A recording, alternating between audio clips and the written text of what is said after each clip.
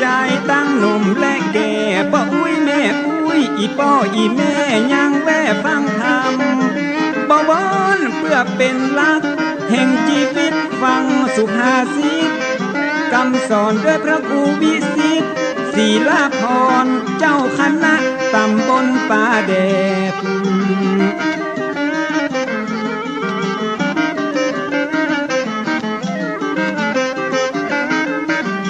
เจ้าอาวาสวัดวังสิงคำมาจะได้น้อมนำธรรมะ108ใกล้ตัวใกล้ตาล้อมแวดที่เฮาได้หันตึงวันปรมัตถ์สัทธรรมพระพุทธยังยุดโคตรโลกโมหัน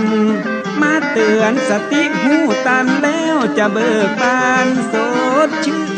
น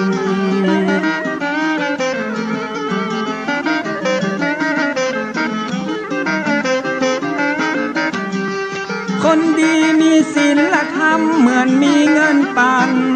เงินหมื่นมีศีลบ่ทุกคมคืนมีทำใจบ่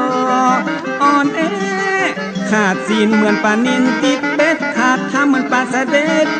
ติดแห่ฟังธรรมเอาธรรมะ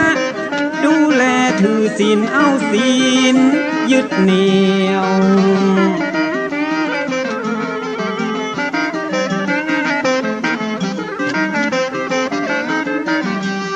ถึงโลกนี้จะวุ่นวายจิตใจไปไหน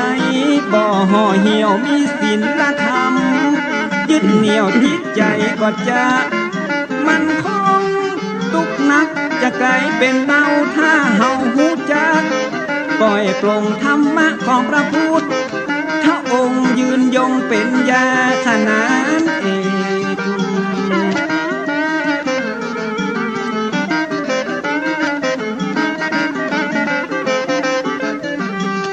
รายการมรดกธรรมกำเมืองนำเรื่อง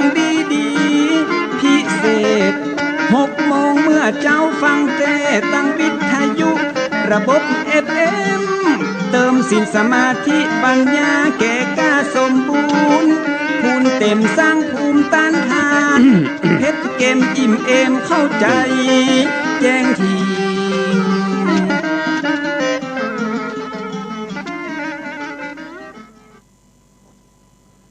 ก็ขอยกมือ10 นิ้วกราบนอบน้อมอย่างพระติรัตนแก้วเจ้าตั้ง3 ประการอันมีพระพุทธพระธรรมพระสงฆ์อันเป็นสรณะที่เปิ่งที่เคารพนับถืออันสูงสุดในชีวิตกราบคารวะแทบไตรไวสาปุญญาปารมีธรรมพระมหาเถรานุเถระเจ้าคณะพระสังฆาธิการภิกขุสงฆ์สามเณรจุตนจุองค์โดยความเคารพเจริญสุขเจริญปรญาติโยมสาธุชนสันนิบาตตันเข้าจุหนุ่มเท่าใจยิงก็ขอน้อมต้อนรับทุกท่านเข้าสู่รายการมรดกธรรมกำเมืองต่างสถานีวิทยุกระจายเสียงพระพุทธศาสนาแห่งชาติและสังคมคลื่นเพื่อการศึกษาพระพุทธศาสนาและวัฒนธรรมส่งสัญญาณออกอากาศจากสถานีวิทยุวัดฝ่ายหินตำบลสุเทพอำเภอเมืองจังหวัดเชียงใหม่สถานีวิทยุวัดหนองกายตำบลสันปะยางอำเภอแม่แตงจังหวัดเชียงใหม่สถานีวิทยุ CM77 วิทยุอินเทอร์เน็ตล้านนาสถานีวิทยุพระพุทธศาสนาจังหวัดเชียงรายและสถานีวิทยุคลื่นพระพุทธศาสนาและจริยธรรม FM 96 เมกะเฮิรตซ์พร้อมกันนี้ ขอเจริญสุขขอกราบนอบน้อมยังครูบาอาจารย์ท่านเจ้าตลอดจนสาธุชนญาติโยมที่ได้ติดตามต่างเฟซบุ๊กเฟซไลฟ์ต่างเว็บไซต์ของวัดวังสิงคำของ104ธรรมะคลายเครียดและของญาติโยมศรัทธาในขณะนี้หน้าจอเฟซบุ๊กก็ขอกราบถวายการต้อนรับ ท่านอาจารย์หลวงพ่อดำรงครูสถิตเจติยารักษ์วัดเจดีย์แม่ครัวคุณโยมฟ้ารุ่งจงเจริญคุณโยมสุปราณีรูมาคุณโยมปัทมาแจมโรที่กำลังเข้ามาแล้วก็มีคุณโยมอัญชลีคำกิติได้เข้ามาติดตามรับชมต่าง Facebook เฟซไลฟ์อยู่ในเวลานี้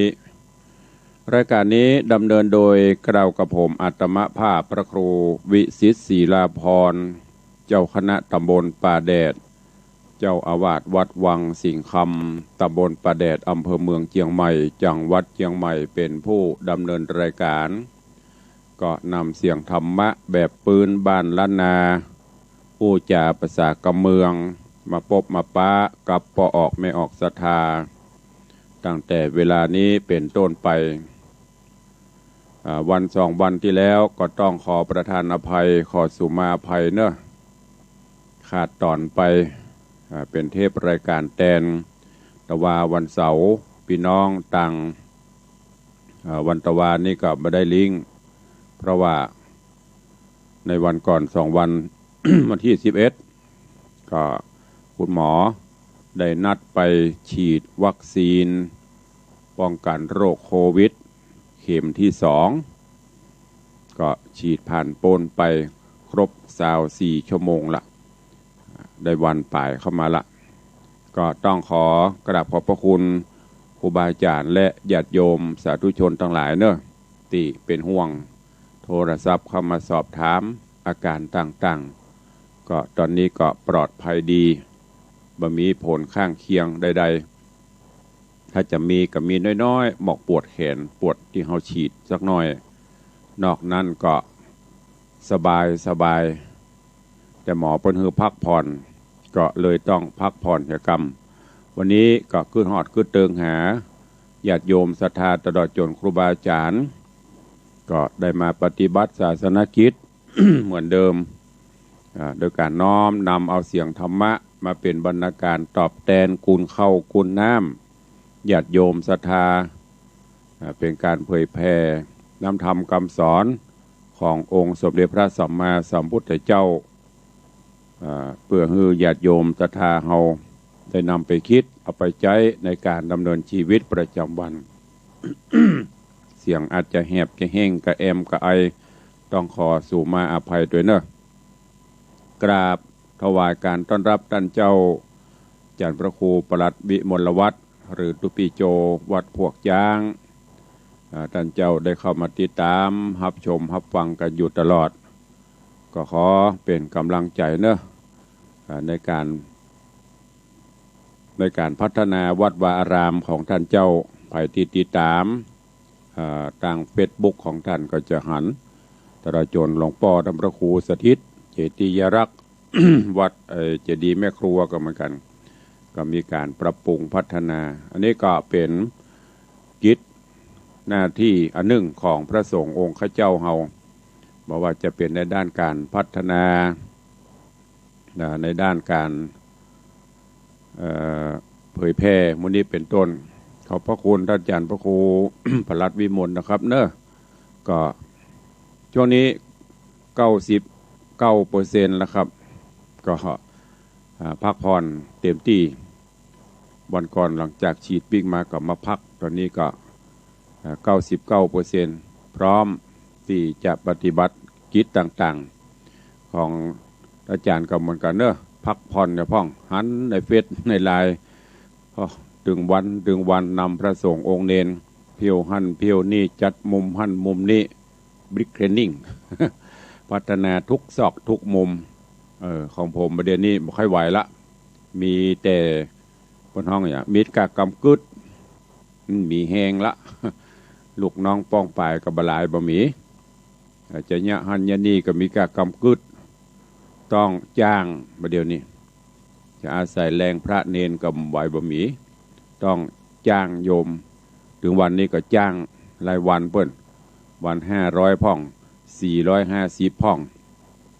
ทาสีเนี่ยหันยานี่ไปก็เป็นการพัฒนา ทั้งนี้และทั้งนั้นก็ด้วยการร่วมแรงร่วมใจของญาติธรรมญาติโยมปอออกไม่ออกศรัทธามหาอุบาสกอุบาสิกา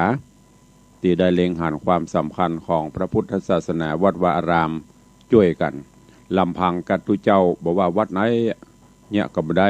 มีแก่กำกึดคืออู้กันง่ายๆก็คือเป็นผู้นำถ้าบะหมี่ญาติโยมศรัทธาเตื่อมตุ้มก็บะเสร็จอย่างอาจารย์พระโคสถิตวัดเจดีย์แม่ครัวเปิ้นสร้างกุฏิสงฆ์ก็ถ้ามีศรัทธาหอมก็ไปบ่ได้วัดพวกจ้างเปิ้นก็นำพระนำเนนพัฒนาไปก็ต้องได้รับการสนับสนุนแม้แต่ตุลุงวังสิงคำก็เหมือนกันถ้าบ่มีญาติโยมอุปถัมภ์บำรุงเตื่อมตุ้มงานทุกอย่างก็บ่มีวันสำเร็จจะได้ก็รับตายุบหนอปองหนออยู่นั่นเนาะอันนี้อย่างดีวัดเฮาได้รับการพัฒนาก็เพราะมีเทวบุตรเทวดาผู้หันการไกลผู้แปลงทรัพย์จากทรัพย์ไปนอกเป็นทรัพย์ไปในเป็นอริยทรัพย์นำมาฝากฝังไว้ในบวรพุทธศาสนาก็ต้องขออนุโมทนากับทุกท่านตัวเนอะเอาแล้วนอกกระเดียวเฮาก้อยมาอู้กันใต้รายการเวลาเกาะบุยป๊อปแป๊บกำเดียวก็ไปเป็น10 นาทีละมาฟังพระธรรมเทศนาพื้นเมืองเหนือกันก่อนในเรื่องของมณีจันทะกุมารไข่แสงที่ได้เทศนาฮื้อฟังป่านไป6 ผูกวันนี้จะขึ้นผูกทวนที่7เรื่องราวก็คงจะลืมก่อนไปพ้องละเพราะ2 วันบ่ได้ปฏิบัติต่อก็ตอนที่แล้วมาถึงตีพญาสมตัดหรือว่าพญาสมราชป่อของนางพรหมปันหลังจากที่หันพรหมปันมีอาการเศร้าส้อยเหงาหงอยประกอบกับมณีจันทร์ก็มีตันใดหมูเตื้อก็เลยจะจัดแต่งงานใหม่โดยมอบพรหมปันฮื้อกับกลิงกะเอามาอยู่ตัวเมื่อพรหมปันคัดใจป้อบ่ได้ก็จะเป็นต้องยอมแต่โดยบุญบารมีของพรหมปันหลังจากที่อภิเษกแล้วกลิงกะบ่สามารถจะเนี่ยอย่างได้สักอย่างคือเข้าใกล้พรหมปันบ่ได้เกิดความฮ้อนขึ้นเนี่ยใดก็ต้องปล่อยวางไปย้อนกล่าวถึงตังพรหมปันหลังจากที่ได้ใจเหล่าเสนาอมาตย์ไปติดตามข่าวสารว่ามณีจันทร์สามียังมีชีวิตอยู่ก่ออยู่ที่ไหนจะใดในตอนนี้ต่างเหล่าเสนาอมาตย์ที่ไปติดตามข่าวสารก็กำลังพลิกมาเรื่องราวของมณีจันทะกุมารไข่แสงจักเป็นจะใดเจิญปอออกไม่ออกศรัทธาญาติโยมทั้งหลายได้ติดตามรับฟังพระธรรมเทศนาปืนเมืองเหนือเรื่องมณีจันทะกุมารไข่แสงผูกทวนที่7ณโอกาสบัดนี้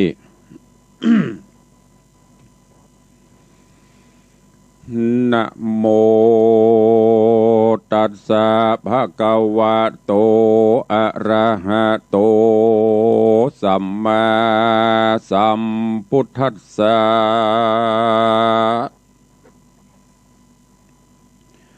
สาธุโวฟังลา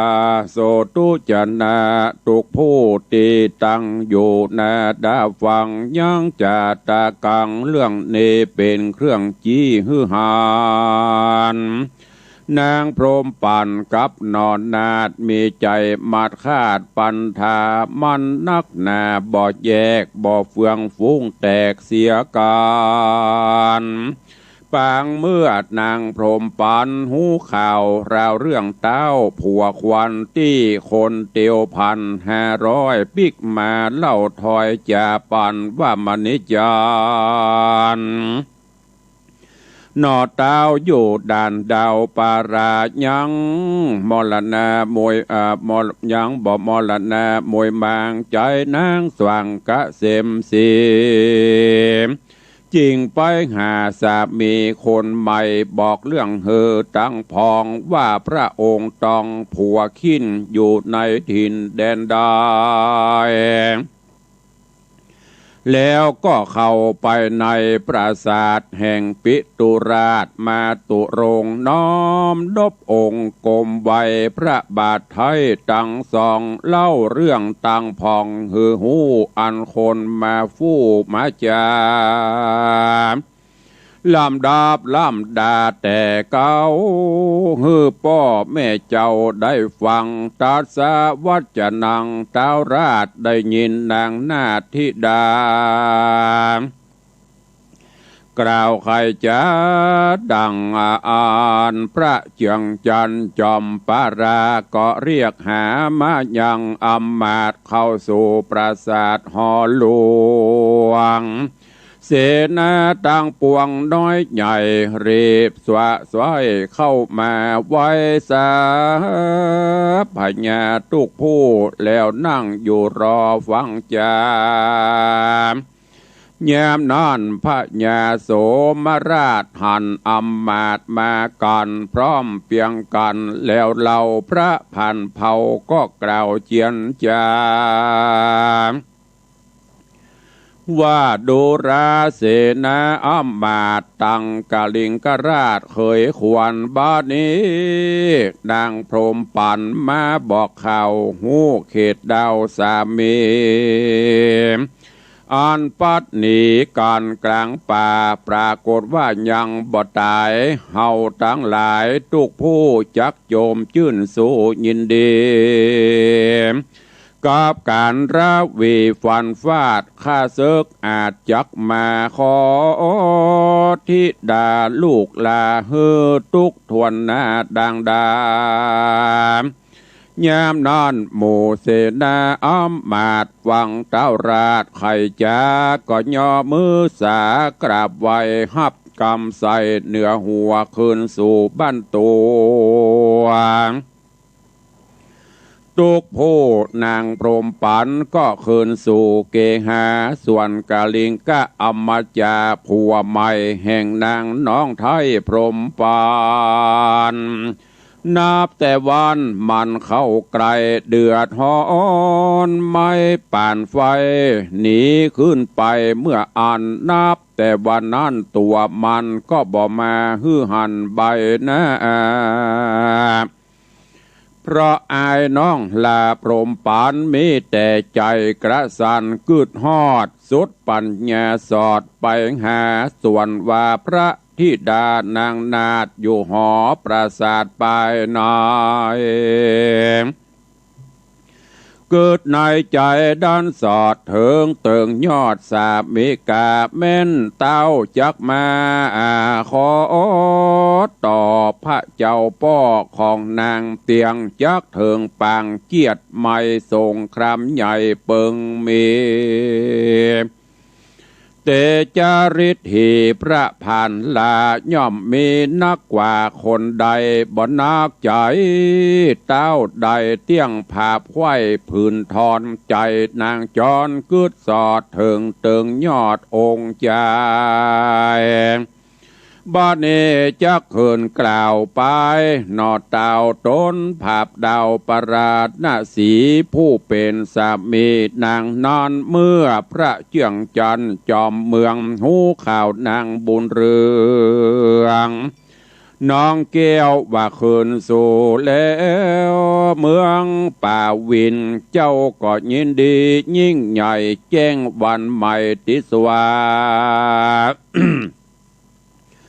ก็หาก็ฮือหามายังข้าเฝ้าตังหนุ่มเทาเศษนาหลวงเมื่อเศษนาตังปวงพร้อมไข่ย่อมือไหวกราบบังกรมสมเด็จพระบรมนาถมณีจันทราชผู้บานก็ไข่ขานกล่าวว่าดูราทุกทวนนาเสนาเรื่องเดิมมาแต่ก่อนเมื่อเฮาเตียวสอนส่องสะแหวงหายังพระลิญญา ได้แล้วเป็นนางแก้วกัลยาณีถึงดงรีปัดพรากบัดนี้เฮาหากใจคนสอดเดินโหนหลายที่ก็หูแจ้งทีตามหานว่านางพรหมป่านน้องนาฏเป็นลูกเต้าราชเมืองป่าวินเป็นเจ้าแผ่นดินยศใหญ่เฮากึดไฟหานา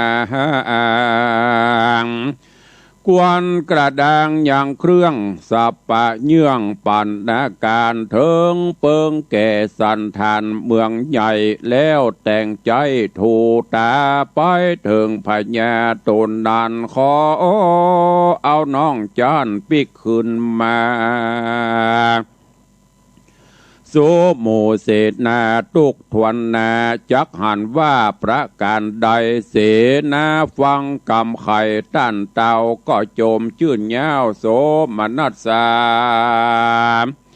กล่าวว่าเดนักหนาแต่เล่าถูกแบบเบาโบราณแล้วก็จัดการแต่งห่างปอนนาการต่างๆเงินคำอ่านจากหยอยกหยอตำถวายต่อพระเจ้าป้อนางพรหมปานเร่งช่วยกันแต่งห่างอย่างม้าอย่างจ้างยัวยานวัฏฐาลังการเครื่องยองอันกวนแก่น้องนางพรหมปันเมื่อกะกันแล้วเสียขาดพระนอนนาฏโปโหธาก็ใจเสนาอำมาตย์ผู้ฉลาดโดยพญานำเครื่องปั่นนาเตียวไตเป็นหัวหน้าใหญ่ป่าไป เพื่อฮือแน่นใจหนอเตาก็เขียนถ้อยกล่าวอักขระสารเรื่องราวหลายประการที่ถ้อยเอาไปมอบน้องน้อยพรหมปานแล้วเจ้ามะเนจันก็สั่งเพื่อฮือเป็นดังประสงค์หมายฮือใจปัญญาภายแห่งตาลพิจารณาอ่านแย่งก่อยอย่าฮือมีหอยแตกมั่งต่างสองฝ่ายปั้งคังปาราเลเสนาคนใจก็ประนมมือไหวฮับกำจาถวายอำลาเต้าราชกับตังอำบาดหมู่เสนาเอาคนป้อนนึ่งตราเป็นมอกไตเตียวออกปาราตีขะมักกาตังไตไกลบ่ใจไกลคลาวตางไตโดหงขวาไปตลอด2 เดือนจอดปอดีไปเถิงธานีเขตเข้าเมืองแห่งเจ้าพรหมปันก็เอากันจอดยังตั้งตับยังนอกปาลารุ่งที่สว่าเมื่อเจ้าเสนาเก้ากับปริวารถือราชสารกับเครื่องครบกู้เยื่องหมู่ปนาปากันกล้าไต่เต่าลุรอดเขาวังในโดยหัวใจโจมจื่นเตียวไต่ขึ้นพังกาดนั่งลงสากราบไหว้พระบาทโสมราชาตามหน้าที่ถูตาคนใจยามนั้นเต้าไทยใหญ่ปัญญาหันราชาทูตาตั้งหมู่นางพร้อมอยู่ไว้สาก็มีว่าจะถามไทยว่าสู่เตี้ยวไต่ปากันมา จากเมืองได้จากไกลใกล้มีกิจไฟประสงค์ได้จริงเอากันมาในติดนี้จุงไข่บอกจี้กำมา ยามนานมหาเสนาผู้เงาคนใจเจ้ามะนิจันก็ย่ออภิวันกราบไว้ว่าพระบาทไทยปินทาเนข้ามาแต่ปาราณสีแห่งห้องมีกำไฟของประสงค์หมายด้วยพระบุญภายนอนาถอันเป็นเต้าราชแห่งเราโหราชื่อว่าพญาจันตราชผู้มีอำนาจเอกสัตราเป็นสามีกาของลูกพระบาทคือพระนางนาถพรหมปานอันปัดเสียกันกลางป่าหูข่าวว่าตัวนงนางบ่อยู่ดาวกลางเถื่อนทองพดมาลอดห้องป่าวินข่าวได้ยินเป็นดังอันพระเจียงจันทร์ปินปาราจริงใจข้ามาอภิวาทไว้พระบาทกราบทูลสารนำปานนาการเครื่องใหญ่มโนบน้อมไว้โยงถวายมีมโนหมายพันผูกหักเต้าเหมือนดังลูกเกิดกับองค์และแม่อนงทิดานาถของพระบาทยังคืนมาตูข้าขอพระธิดาองค์นั้นเป็นแม่นมันดีลีไปเป็นเทวีพระพันเผ่าของข้าพระเจ้าเจ้าเมืองฮือสองนะก่อนเรืองรุ่งฟ้าต่อไปไปนาสืบภัยที่เป็นปัทวีเดียวร่วมแผ่นสนิทแน่นแฟนสัมพันธ์เป็นมิตรแก่การไปนายืนอยู่จานิรันดร์นานยามนานพระภูบาลโสมราชได้ยินอำมาตย์แห่งมณีจันทร์ขอเอานางพร้อมปันดังอันพระเจียงจันทร์จอมปาราก็ฮือเสนาใหญ่น้อยยังบ่ตอบถอยวาตาส่วนกาลิงกะเสนาเขยเต้าก็เร่งฟั่งเฝ้าเข้ามาพลานเมื่อมาพร้อมกันแล้วเราพระราชเจ้าก็ใครจะเรื่องราชตูตาหนอไทยเข้ามาขับไว้ขอนางกาลปางเต้าราชกล่าวยังบอกขาดกำจากาลิงกะเสนาเคยเต้าก็แปลงหน้าเมาเกิดโกธากราบทูลสาหวานไว้ว่าพระบาทไทยจอมเมืองข้ายินเครื่องใจใหญ่แม่นเต้าไทยโป่งวาง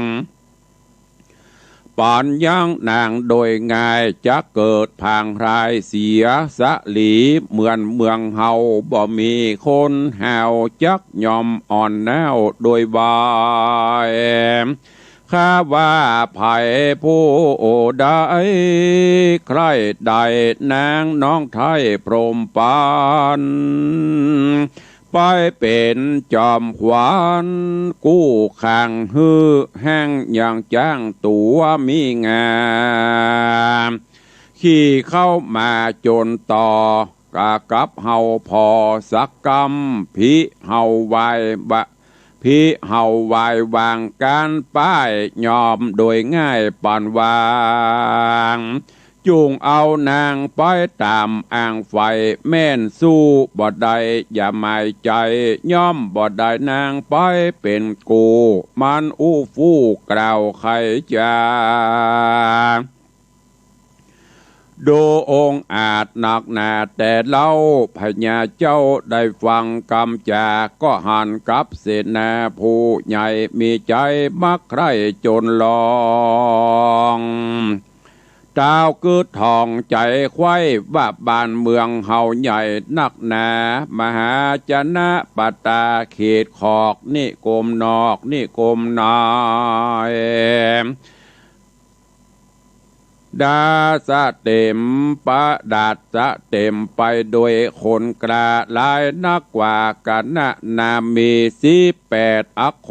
เพลีว่าอันเมืองใดนั้นจักมาผจญแปรย่างคนเฮาโดยง่ายเฮาย่อมบ่ไปแก่เมืองใดเต้าร่ำเปิงใจหันแล้วก็เกิดกระเกลียวใจหานเหมือนดังจ้างสารตัวใหญ่กำลังไกเมามันบอกว่าอันใดสักอย่าตบปินนะตบปินภาษาดังปังปังดะปากดังเสียงใหญ่ควายนาใสลาจะโทตากล่าวว่าดูราคนใจ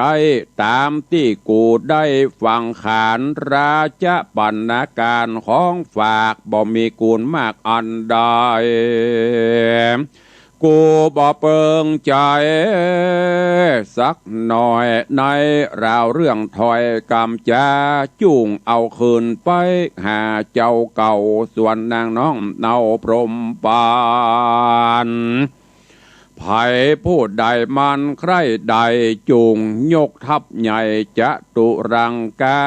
พโยธาอาจอ่างและหายังจ้างเลิศโมโหองโกนมาจนต่อสู้ด้ามกลางหมู่โยธากันเฮานิดนาสู่บอดใดจักอับมอบให้ลาจธิดาเมื่อเป็นอากาจาญาแห่งตาลพีว่าป้ายการล่าถอยนี้กูจักตัวตีตายแตกอาจากริบจางมาหมู่โยธาเฮาเกิดมามีเจือชาติเป็นกษัตริย์ที่ราชกล้าหาญยอมสนุกสนานกับการฆ่าอย่านึกว่าเฮาจักวางโปงปั่นนางนอดเนาแก่พญาเจ้าแห่งสวมจุงจำกำกูกล่าวอ้างมีแต่โจรจ้างแต่เดียวดายสู่เจ้าตั้งหลายจุงจำชื่อเอาไปบอกฮื้อมณิจารอย่าวางได้พรหมปันโดยง่ายจักได้ให้บ่อสังกาลาจะตูตาพระนอนนาดฟังตาราชใครจะก็เกิดไปมาที่ทวนเป็นอันบ่ม่วนฟังกรรมพญานี้ใจดำแต่ว่ามานะกล้าสวกเหลือใจเฮาบ่อาจอยู่ในที่นี้ใดบ่ควรอยู่ไกลคนปาลาก็ไว้สาอำลาปิกป้อกลับคืนออกวังนายปากันไปสู่ห้องพระศาสตร์น้องพรหมปันเอาอักษรสารอันตราชมอบฮื้อนางนาเตวีเครื่องขวามีดหลายอย่างอันตกแต่งหังนำมาถวายแก่ธิดานางนาตามกรรมตาราชมณิจารเอาอักขละสารปันแก่เจ้าไว้น้องเนากล่าวใครจาว่าข้าแด่ธิดาอนงนาถข้าพระบาทปากันมาน้ำราชปันนาหลายสิ่งอันเต้ายศยิ่งมณีจันอันมอบปันหือขามาน้อมนาถวายนางโดยใจบ่จางห่างแต่ขอเจ้าแม่องค์นงเยาจุงหับเอาไว้มันแล้วเขาเหล่านั้นก็ใครจะเรื่องที่มากราบไหว้ขอกับบาทไทยภูทรเป ปิ้นตาโจนกุนจรจ้างใหญ่เหือนางได้หูจูประการบอกสุขทุกผู้บานผ่านเผาทุกคำเจ้าอะไรหานางจริงใจคนเดินต่างดันสอดหือนางหูตลอดทุกอันนางพร้อมปั่นน้องเนาฟังเขาเล่ารำพานสมาเลงหานของฝากอินดูมากเหลือประมาณหับเอาปันนาการหมู่นั้นเหมือนพระเจียงจันทร์มณีจันทร์มายื่นหื้อหันตอดหน้าบานเบิกอาใจดีปีติมียิ่งใหญ่ปานอยู่ไกลผู้บานเปิดอัคราสารขึ้นพอกำฮักก่อเหลือลายดาวเขียนบันละยายไว้ว่าดูราน้องลาตีจำเลินใจปีพรากหนีไกลกลางป่าเพราะโจรร้ายผ่าพกฟันปัดเสียกันได้ยากเพราะวิบากแต่บุเปตามตัวเตผ่าเหล่าดูราน้องเดายอดหัวใจปีลัดดงไพรกลางเขื่อนบ่มีเปื้อนเตรียมกายสอดร้ายลายเตียวสอดยุดยั่งจอดคลาวต่างหันแต่กวางฟานเตียวไตบ่หันน้องไทยโหนได้หัวอกปานไฟเผาเอาฮ้อนให้เราเลือดตราหันหงสาและนกเก้าแสนโศกเศร้าใจมองน้ำตาลนองแถวทางปี้ยินกัดกั้งเหลืออกมีกรรมบิดตกบอดน้อยเกิดอยู่คอยถึงวันจนมณีจันทร์ใดเป็นใหญ่บ่ลืมน้องไทยพรหมปานลับฝันหันบอกขาดกึดหานนางนาดน้องนาดนางเดียวมีแต่ใจเดียวเตียวมาสู่ใครมานั่งอู้นั่งจามแต่ยังสั่งกาบอกแจงว่าน้องตกแหล่งปาลาตามกลางบงสาพ่อแม่หมู่เท่าแก่เอาอากรรมสิเนหาเหลือน้อยน้องปีปล่อยวางไปหูว่าใจน้องเบี่ยงบอกคงที่เตี้ยงเหมือนเดิมรู้ว่าพ่อแม่เติมเตื่อมสู่ฮื้อน้องมีกู้เอาผัวเหตุเขากลัวน้องจากบ้านเมืองพรากไปไกลลวดบ่อะไรหาปีพี่น้องนี้มีสัจจะมั่นคงนักหนาดังอันขอฮื้อน้องจันใส่ศาลาสารตอบกรรมมาแก่ปี้นางหูแจ้งทีอักษรสารของพระผู้บานเขียนใส่ตุกลวกไม้หัวใจห้อนปานไฟวาดน้ำตาบอกขาดปังลงปวดใจอนงขนาดปานจะขาดติ่งตายนางก็มาเขียนยังลายเลขแต้มบอกความแค้มทุกอันเก็บมะเนจันตาราดแล้วนางนาดก็ไขดูไปในขาอุบแก้วก็หันเลิศเรื่องหันแล้วเลิศเรื่องลายผิวผ่องใสงามนักแตนวิตักฮักแนะนำหันข้าอุบคำดีดังอันบ่มีโศกเศร้ามองได้ นางก็ดีใจแต่เราเอาอักษรสารเจ้าวางตำในข้าอุบคำบ่ย่อนตังผ้าผ่อนต้อนสบายใส่ลงที่ปานายข้าอุบหันแล้วนางนองจันก็นำแม่มอบแก่เสนาเต้าราชก็มีหันเล่นนานิติตังขีญาสังวันนาวิเศษจาห้องเหตุธรรมเทศนามณีจันตะกุมารไข่แสงผูกทวนตีเจ็ดตอนตีหนึ่งก็บางโกมโสโหมเรศเดชญาติโยมท่านสาธุชนทั้งหลายได้สดับรับฟังพระธรรมเทศนามณีจันตะกุมารไข่แสงก็จบไปแห่มตอนหนึ่งในภูกที่7ตอนที่1 ซึ่งในตอนนี้หลังจากที่กลิงกะเข้าหามณีจันทร์มาได้ก็เกิดความอายก็ปิกไปก่อนย้อนกล่าวถึงตังมณีจันทร์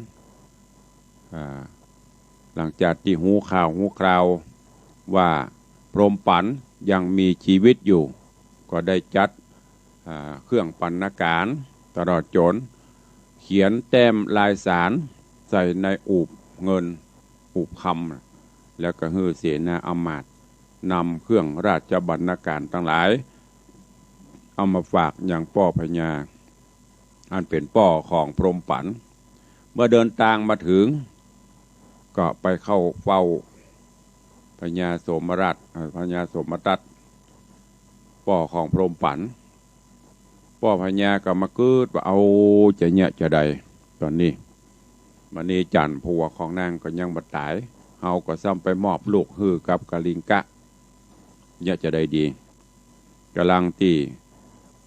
เปิดหรือว่าสอบถามเราทูตานุทูตที่มาส่งสารต่างๆเวลานั้นกาลิงกะก็มาพอดีพอมาถึงก็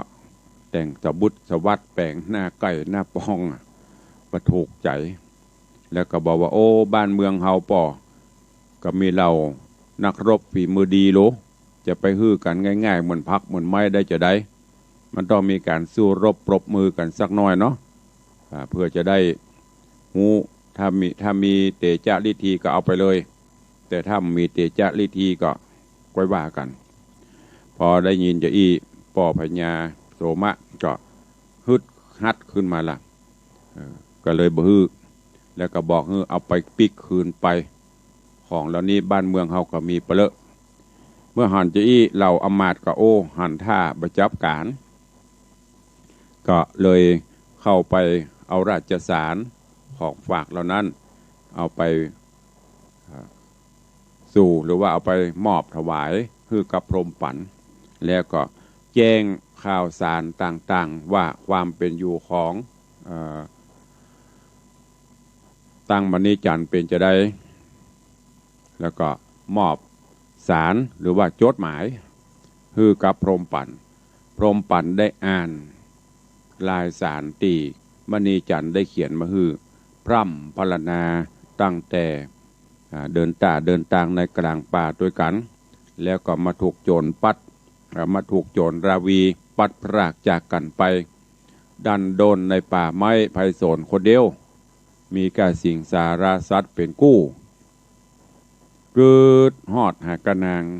เป็นทุกขเวทนายิ่งจนกระทั่งมาฮอดมาถึงบ้านถึงเมืองก็ยังฮักเดียวใจเดียวอยู่สืบเสาะแสวงหาน้องว่ามีอยู่ที่ไหนจะได้จนบัดนี้พี่หูว่าน้องปิกมาที่นี่ก็เลยส่งสารมาหรือว่าน้องมีใจเป็นอื่นบรรกาคล้ายๆอย่างพร่ำพรรณนาต่างๆไปจนสุดท้ายมาก็นางพรหมปันก็บอกหูจะเนี่ยจะได้พ่อป้อตัดสินเฮ้ยจะอีก็เลยแปลงสารหรือเขียนจดหมายพ พร่ำพรรณนาต่างๆแล้วก็เอาใส่ในอูบเคินอูบคำส่งให้กับต่างเสนาอมาตย์ของมณีจันทร์เพื่อเอาปิกไปทูลซึ่งในตอนนี้เรื่องราวจะเป็นจะใดก็ก้อยติดตามฟังกันในตอนต่อไปในเรื่องของมณีจันทะกุมารไขแสงที่ได้น้อมนำมาเทศนาฮือสาธุชนญาติโยมทั้งหลายได้รับฟังกันอยู่ในผูกที่7ตอนที่1เนอะวันต่อไปก็ก้อยฟังกันเนื่องจากเวลาก็ใกล้จะหมดก็จะได้ห้างเวลาว่าได้อูได้จ๋ากับพอออกไม่ออกศรัทธาครูบาอาจารย์ต่อติดตามรับฟังกันไปเนอะฟังแล้วก็เก็บแกะกลไกเอาสาระแก่นสารไปใช้ในการดำเนินชีวิตประจำวัน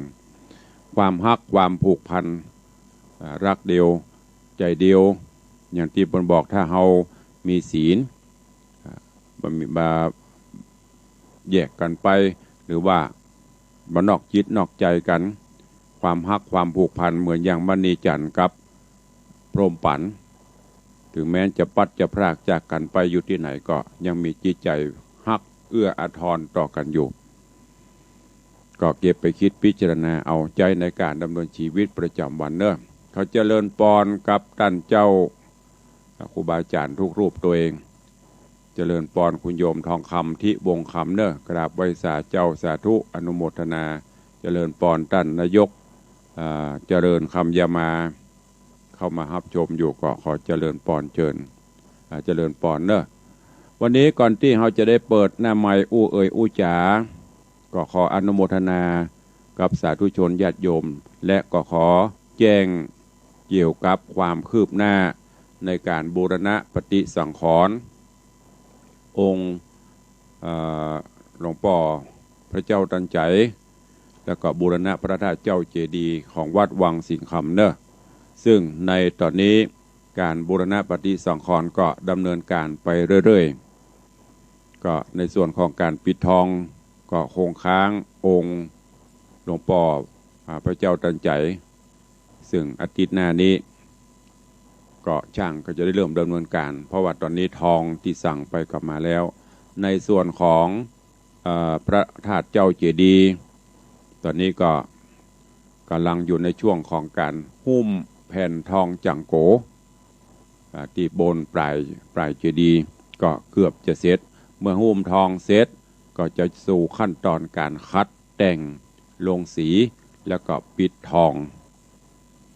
ก็ศาลาก็บอกว่าก็ทำไปเรื่อยๆแล้วก็ในวันที่9 กรกฎาคม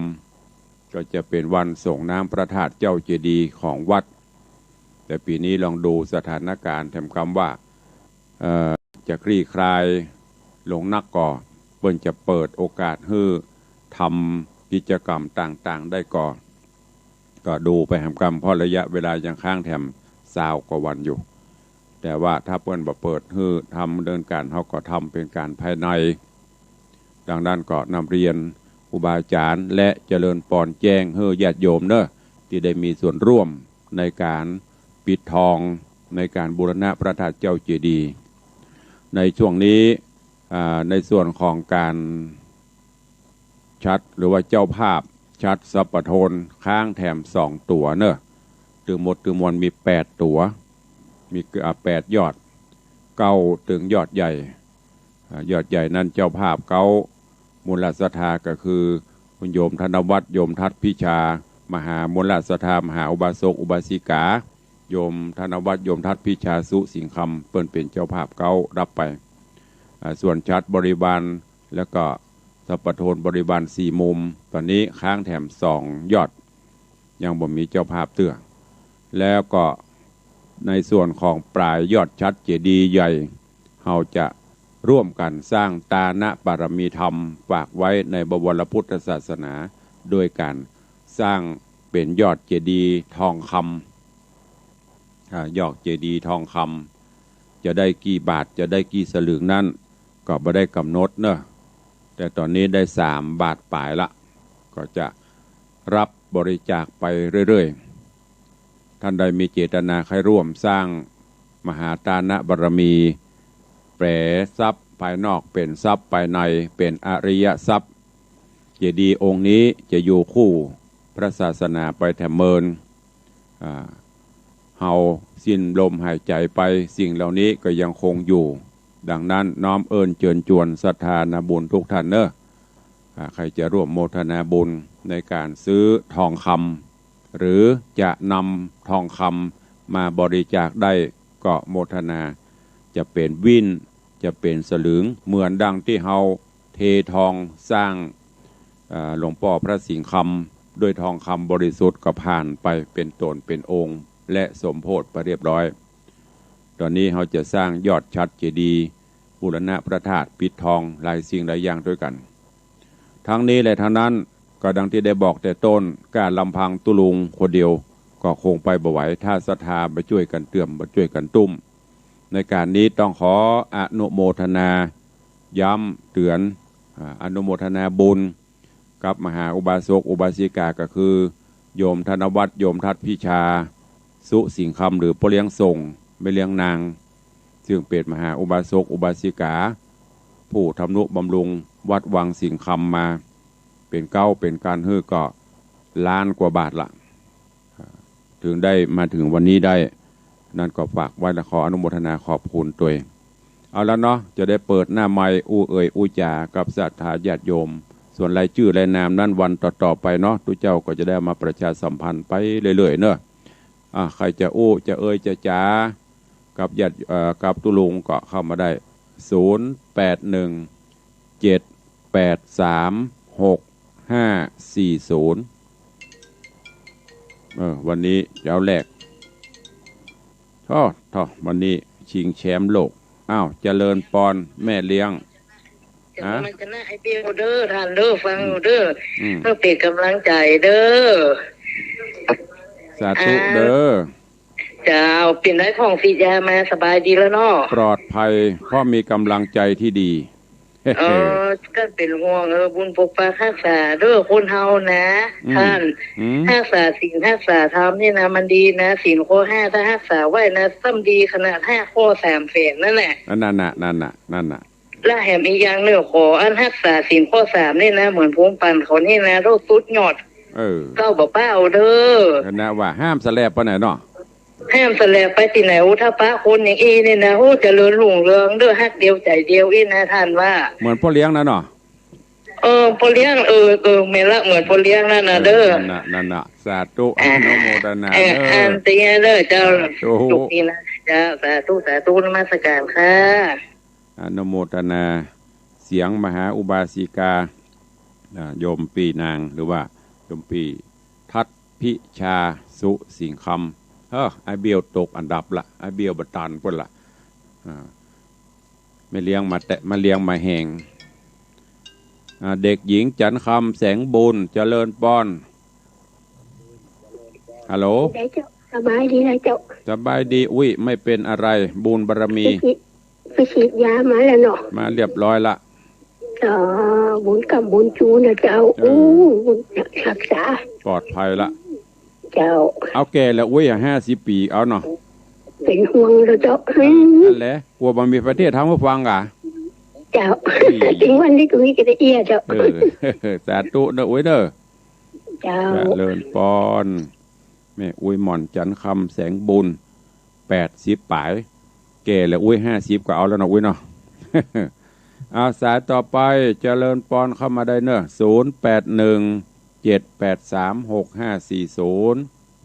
โยมตู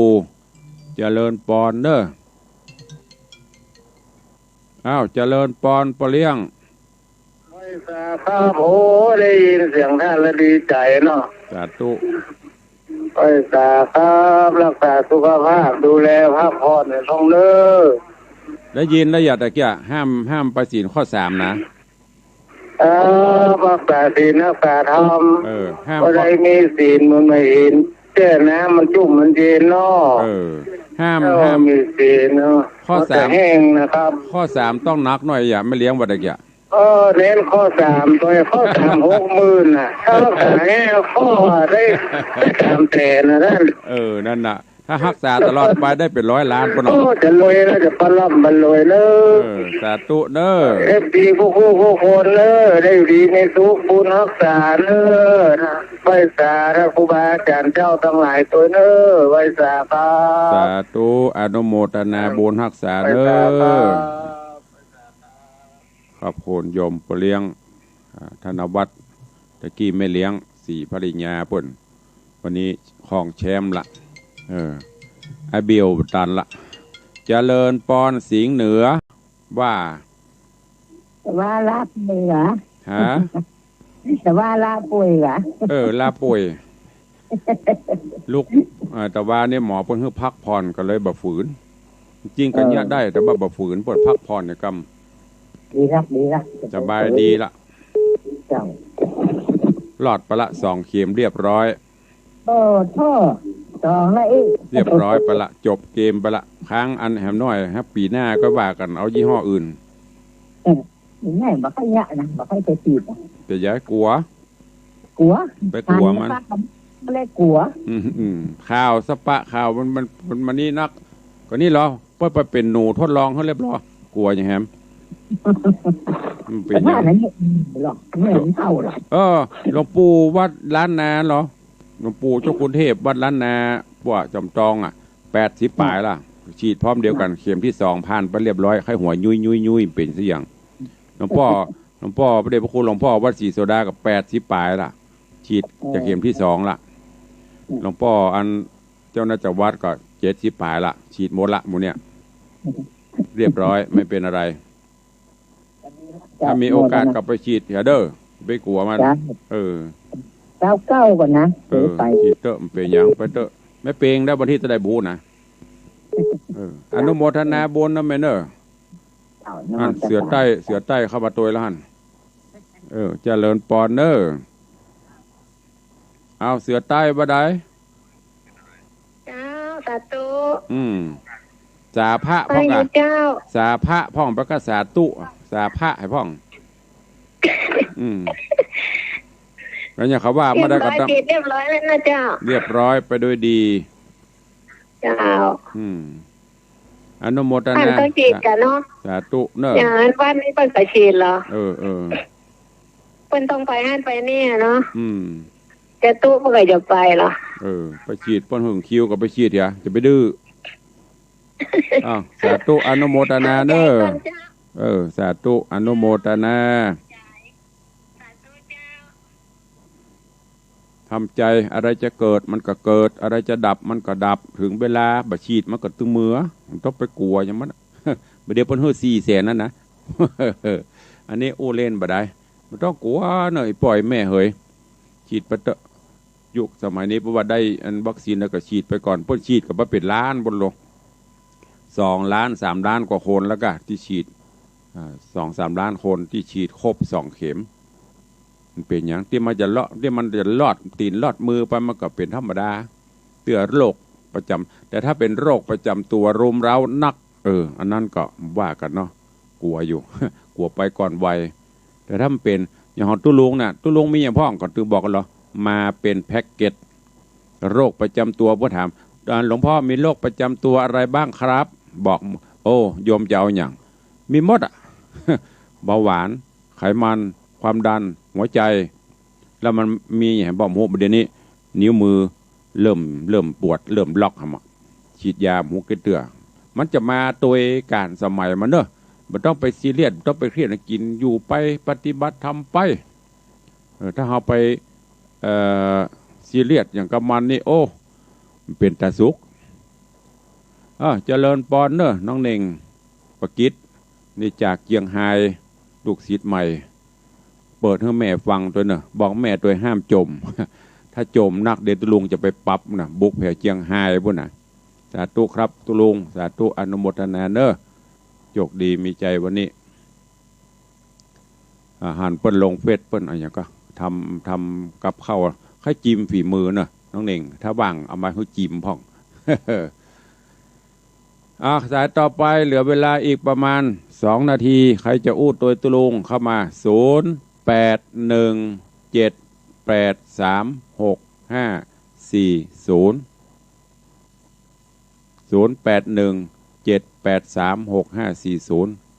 อันนี้ไผ่ตุปีปีดากะกำลังเข้าชมเนี่ยถวายการต้อนรับเนอะถ้าอ่านพิษสู่มาเด้อเนอะเพราะมันเป็นภาษาอังกฤษ ภาษาอังกฤษมันควิดดีนะอ่านบ่เจบ่จ้างปุ้นเก่งภาษาอันอย่างก็เยอรมันกะภาษาลาวนี่ได้อยู่อังกฤษนี่บอกแกวน อันนี้อู้เล่นบ่ได้เนอะถ้าเป็นภาษาอังกฤษนะต้องถามเจ้าตัวมาอ่านว่าจะได้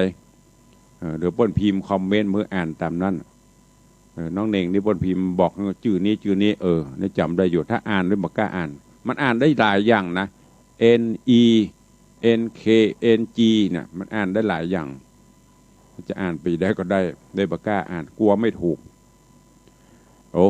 7 โมงโป๊ะละหันเอาแล้วเนาะพอควรแก่เวลาอู้กันหนัวค่อยหัวกันม่วนยำเจ้าฟังสารธรรมจากตุลุงในวังมณีจันตะกุมารจบไปเวลากระมดลงพอดีเนอะขอนำรายการจากทุกท่านไปก่อนก็ขอความสุขสวัสดีจงบังเกิดมีกับครูบาอาจารย์ท่านเจ้าพระเจ้าประสงค์องค์เนนญาติโยมศรัทธาสาธุชนทุกท่านเนอะวันนี้ขอให้ทุกท่านดำเนินกิจการใดๆก็ขอให้สำเร็จผลเดินทางไปแห่งหนตำบลใดก็ขอให้แกล้วกราดปลอดภัยคุณพระรัตนตรัยปกปักรักษาเจริญไปด้วยอายุวันนะสุขะพละเหมือนกันจุตนจุองค์จุผู้จุคนเนอจัตตาโลธรรมาวัตันติอายุวันโนสุขังพะลัง